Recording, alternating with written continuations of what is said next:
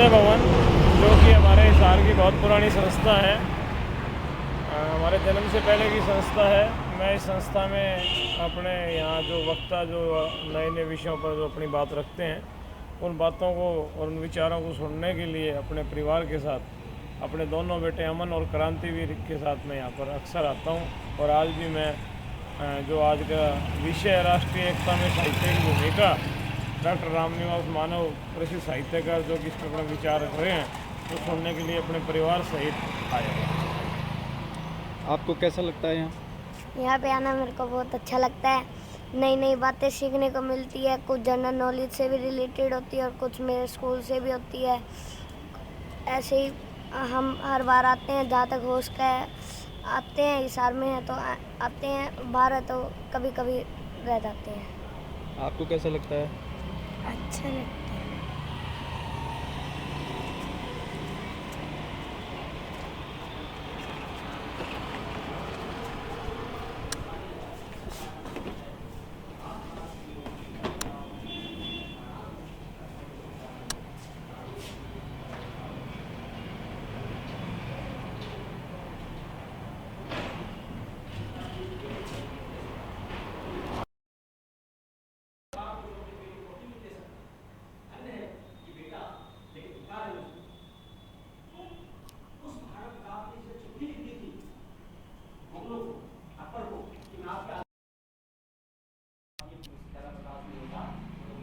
मिल गया, चिट्ठी खोल ली और हाथ में फेंक दी, सीधे पहुंचे वहां पर उनके पास और कहा कि मेरी इतनी दौलत मैं आपको देता हूँ, ये आप ही की है, आपके पूर्वजों की दी हुई है, मेरा कुछ नहीं, मेवाड़ की है, आप इसको लीजिए, सेना खड़ी करिए और फिर से राज स्थापित कीजिए।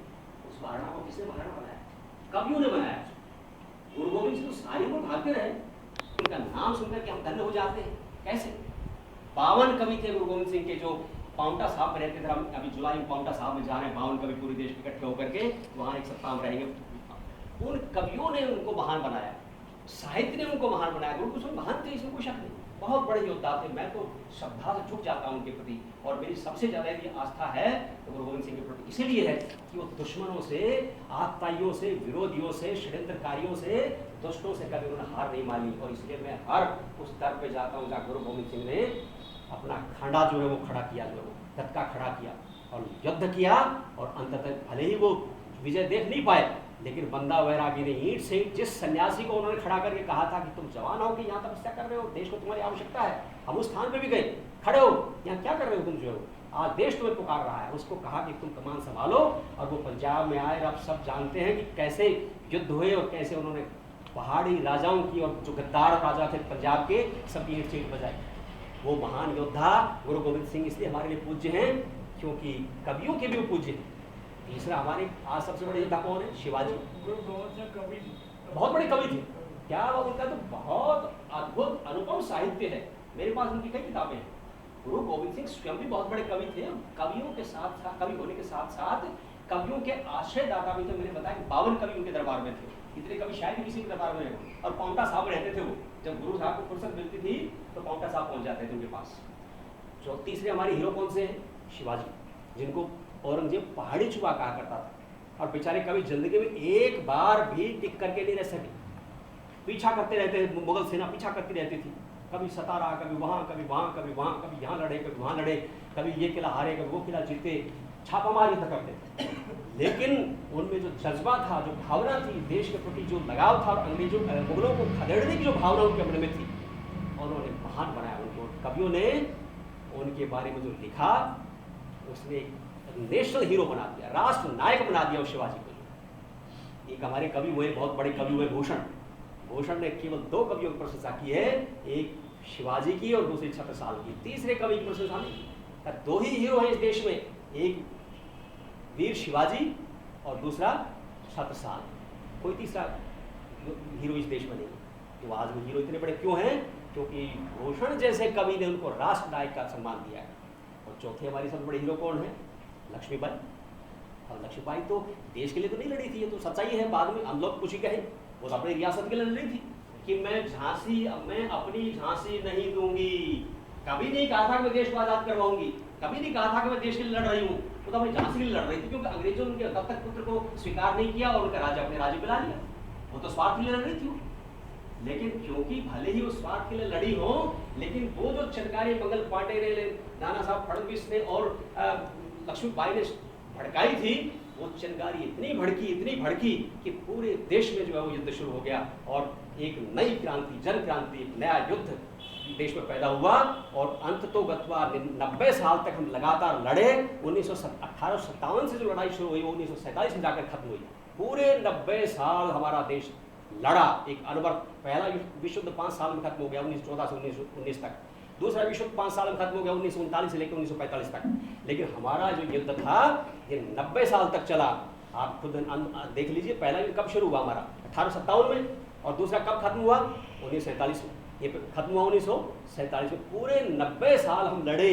तो ये भावना किसने पैदा की? ये उन लोगों ने। आप हैरान होंगे, मैं गया हूँ वहाँ वीर कुंवर सिंह के वहाँ बलिया में, जहाँ उन्होंने राज्य इंडिपेंडेंट किया था, बलिया घोषित। मुझे बलिया में सम्मानित किया गया था आज 17 साल पहले, जहाँ दिनकर और मुझे वहाँ इलाहाबाद हाई कोर्ट के चीफ जस्टिस और थे वो, उनके पिता थे राम सिंह हासन साहेब मधुर और रामधारी सिंह दिनकर राष्ट्र कवि। और ये सब लोग जिस स्थान पे पार्क में बैठते थे उसी पार्क में मूर्ति लगी हुई है वीर कुंवर सिंह की। और आप हैरान होंगे, 70 साल से भी बड़ी उम्र का एक बूढ़ा, उसने तलवार उठाई और कुंवर वीर सिंह और उनके दूसरे सगे भाई छोटे अंग्रेजों को ईंट से ईंट बजा दी, लोहा लिया सारे जीते जी, जब तक अंतिम सांस रही तब तक अंग्रेजों का लोहा लिया, अंग्रेजों को लोहा, और बलिया को इंडिपेंडेंट घोषित कर दिया 1857 में। एक ही ऐसा शहर था जिसको 1857 में हमने स्वतंत्र घोषित किया था, वो था बलिया, और उसके शासक थे वीर कुंवर सिंह। अब वीर कुंवर सिंह भले हमें इतने ज़्यादा नाम से परिचित नहीं है, लेकिन वहाँ आप जाके देखिए, लोक कथाओं में कुंवर सिंह हैं, लोक कहानियों में कुंवर सिंह हैं, जन जीवन में लोग कुंवर सिंह हैं, आम आदमी से जुड़े हुए कुंवर सिंह हैं, वीर कुंवर सिंह। तो ऐसा बूढ़ा किसने मारा? अपने लिए तो क्या बनना था उसको, वो तो वैसे ही मरने वाला था, देश के लिए लड़ा, देश के लिए मरा हुआ। तो इन लोगों ने जो क्रांति पैदा की, जो मशाल जलाई, जो अग्नि प्रज्वलित की, उसी ने इस देश को आज़ाद करवाया। इसलिए लक्ष्मीबाई भी, भले उनका छोटा स्वार्थ रहा हो, लेकिन वो स्वार्थ भी परमार्थ में बदल गया और वो भी आज राष्ट्र नायक बन गए। और जब सुभद्रा कुमारी चौहान ने कहा कि खूब लड़ी मर्दानी वह तो झांसी वाली रानी थी, बूंदे ले हर बोलो भाई, वो हमने सुनी कहानी। तो वो महारानी लक्ष्मीबाई, वो रानी लक्ष्मीबाई, झांसी की लक्ष्मीबाई नहीं रही, वो महारानी लक्ष्मीबाई बन गई। और उसकी कहानी एक किंवदंती बन गई, जन जन की जिह्वा पर चढ़ गई, लोगों के हृदय में बस गई, वो मस्तिष्क में बस गई, वो जीवन में बस गई और भारत के राष्ट्र नायिका बन गई। और जो दत्तक पुत्र के लिए लड़ी थी, वो देश के लिए हमने उसकी लड़ाई को मान लिया। हमने तो अंतिम मुगल सम्राट बहादुर शाह को भी राष्ट्र का नायक बना दिया, जबकि मुगल उससे पहले किसी मुगल बादशाह को हमने स्वीकार नहीं किया। आपको पता है कि बाबर से लेकर बाबर, हुमायूं, अकबर, जहांगीर और औरंगजेब, और उसके बाद में आलम शाह रंगीला, फर्रुखशियर से लेकर के तमाम जितने बादशाह हुए, हमने किसी को स्वीकार नहीं किया। सबको विदेशी माना, मुगल माना, मुसलमान माना, आक्रांता माना, कब्जा करके बैठे हुए देश के ऊपर। लेकिन मुगल बादशाह, अंतिम बादशाह बहादुर शाह जफर को हमने अपना मान लिया और उन्हीं के नेतृत्व में हमने पूरा जो है वो युद्ध लड़ा 1857 का। ये साहित्य की भूमिका थी इसके पीछे। साहित्य ने कहा कि एक नायक जब तक नहीं होगा आप लड़ाई नहीं लड़ सकते, एक राष्ट्र के प्रतीक नहीं होगा तब तक आप लड़ाई नहीं सकते, एक झंडा नहीं होगा तब तक आप लड़ाई नहीं लड़ सकते। और वही हुआ। हमने, क्योंकि मुगल वंश को सब लोग जानते थे, पूरा देश जानता था, लक्ष्मीबाई कोई नहीं जानता था, तो इसलिए हमने बहादुर जफर को प्रतीक बनाया, हमने उनके झंडे को प्रतीक बनाया, दिल्ली को हमने राजधानी बनाया। और आखिर तक हमारे नेता सुभाष चंद्र बोस को भी कहना पड़ा चलो दिल्ली। उन्होंने ये नहीं कहा चलो कलकत्ता, जबकि कलकत्ता पास था उनके। जब वो लड़ रहे थे, जब वो INA बना करके, आज़ाद हिंद फौज बना करके आए थे और मणिपुर और इम्फाल में लड़ रहे थे, उनके कलकत्ता बहुत नज़दीक था। लेकिन उन्होंने ये नहीं कहा कि कलकत्ता चलो कलकत्ता, उन्होंने कहा कि चलो दिल्ली, क्योंकि दिल्ली राष्ट्रीयता का प्रतीक बन चुकी थी। देश की राजधानी होने के साथ साथ हमारे गौरव का प्रतीक थी, हमारी सत्ता का प्रतीक थी, हमारी सार्वभौमिकता का प्रतीक थी, हमारे राष्ट्रीय स्वाभिमान का प्रतीक थी दिल्ली। आज भी हम दिल्ली को ये नहीं कहते कि भाई मनमोहन सिंह ये कह रहा है, मनमोहन सिंह वो कह रहे हैं, या सोनिया ये हम कहते दिल्ली ये कहती है। दिल्ली कमज़ोर हो गई, दिल्ली का शासन कमज़ोर हो गया है। यानी दिल्ली हमारे लिए प्रतीक है सर्वोच्च राष्ट्रीय सत्ता का, सर्वोच्च राष्ट्रीय अस्मिता का, सर्वोच्च राष्ट्रीय स्वाभिमान का प्रतीक है। तो ये चीज़ भी हमें सिखाई तो साहित्य ने सिखाई।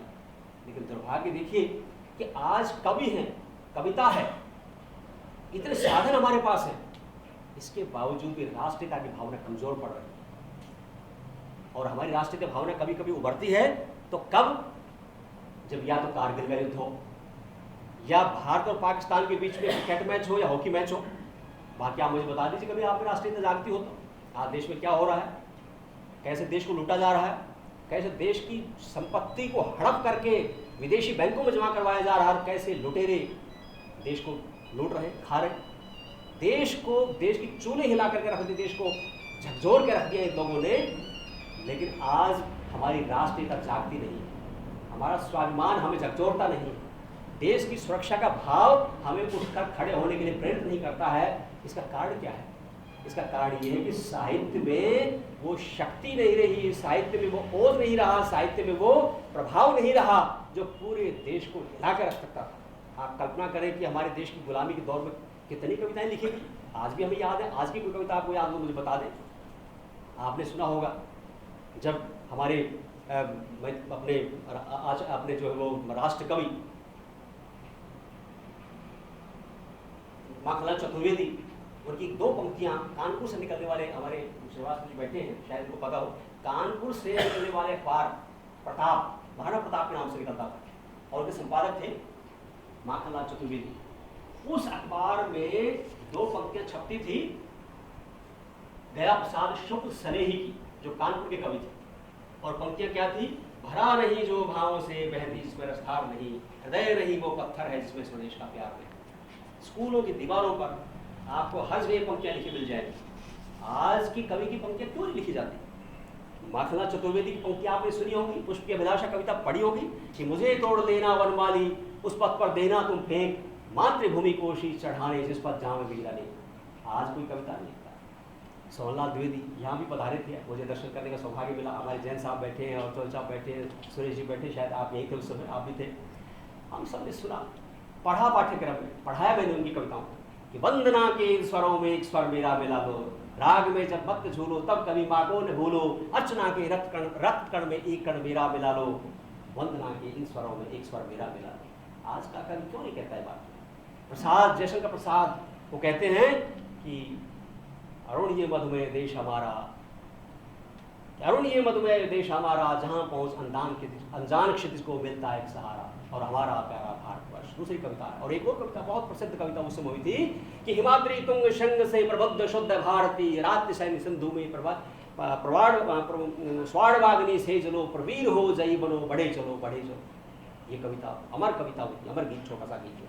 सुभद्रा कुमारी चौहान की मेरी कविता आपको सुनाई कि खूब लड़ी मर्दानी, अब बुंदेली हर बोलो के मुँह हमने सुनी कहानी थी, खूब लड़ी मर्दानी में तो झांसी वाली नानी। अब ये कविताएं घर घर में गाई जाती थी, बच्चे बच्चे की जबान पे थी। भारत भारती, मैथिली शरण गुप्त की भारत भारती किताब को जेलों में हमारी क्रांति पढ़ते थे, और पढ़ते थे पंक्तियां कि हम कौन थे, क्या हो गए और क्या होंगे अभी, आओ मिलकर विचारें ये प्रश्न हम सभी। ये बात गीता की तरह पढ़ा जाता था उस समय भारत भारती को। मित्रों, कितने ऐसे कवि थे, आज उनके नाम तक हम लेना। श्यामलाल पास झंडा गीत, झंडा ऊंचा रहे हमारा, विजयी विश्व तिरंगा प्यारा, झंडा ऊंचा रहे हमारा, श्यामलाल पार्षद का। आपने कविता की पंक्तियां सुनी होंगी, हमारे बहुत बड़े क्रांतिकारी राम प्रसाद बिस्मिल, उनकी कविता की प्रसिद्ध पंक्तियां हैं कि उनकी प्रसिद्ध पंक्तियां हैं, सरफरोशी की तमन्ना आज हमारे दिल में है, देखना है जोर कितना बाज में गाते थे। ये राम प्रसाद बिस्मिल की पंक्तियां। और कुछ लोग उनको पागल कहते थे, ये पागल है ये लोग, क्या करेंगे, ये फांसी पर चढ़ जाएंगे, अंग्रेजों को इससे क्या फर्क पड़ता है, ये तो पागल है पागल। तब राम प्रसाद बिस्मिल ने कहा था कि इन पागल दिमागों में भरे खुशियों के लच्छे हैं, हमें पागल ही रहने तो हम पागल ही। वो पागल थे, वो दीवाने थे। जो पागल होगा, जो दीवाना होगा, वही राष्ट्रवादी होगा। ये बिल्कुल सच्ची बात है। जो पागल पर नहीं, वो देश के लिए क्या मरेगा, वो तो रोटी रोजी का जुगाड़ करेगा वो तो। और रोटी रोजी का जुगाड़ करने वाला कभी सही मायने में राष्ट्रभक्त नहीं हो सकता, कभी देश पर मर मिटने के लिए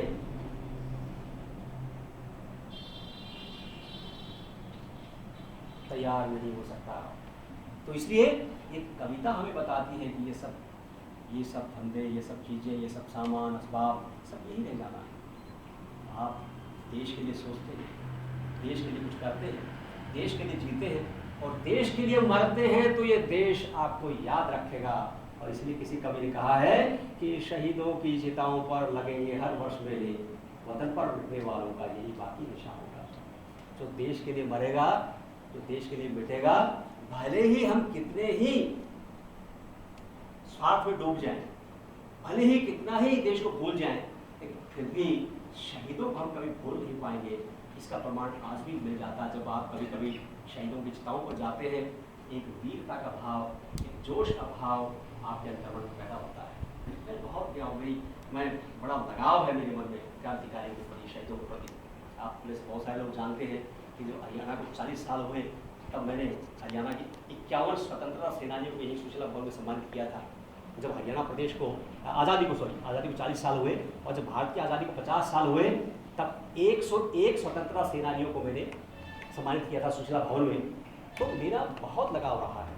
मैंने भगत सिंह, जब मैंने अपना उनकी बहन को, हमारे जो क्रांतिकारी थे जिनकी बहन गाजियाबाद में रहती थी, कब दौती थी, अमर शहीद राम प्रसाद बिस्मिल की बहन, अमर शहीद बिस्मिल की बहन का पत्र मेरे पास लिखा हुआ, उनके भाई भतीजे का पत्र लिखा हुआ मेरे पास है, उनके बेटे का पत्र मेरे पास है। मैंने कहा कि बहन जी, हम राम प्रसाद बिस्मिल जी को सम्मानित करना चाहते हैं। ये 25-30 साल पुरानी बात है, उस समय जिंदा थी, अब तो देहांत हो गया उनका।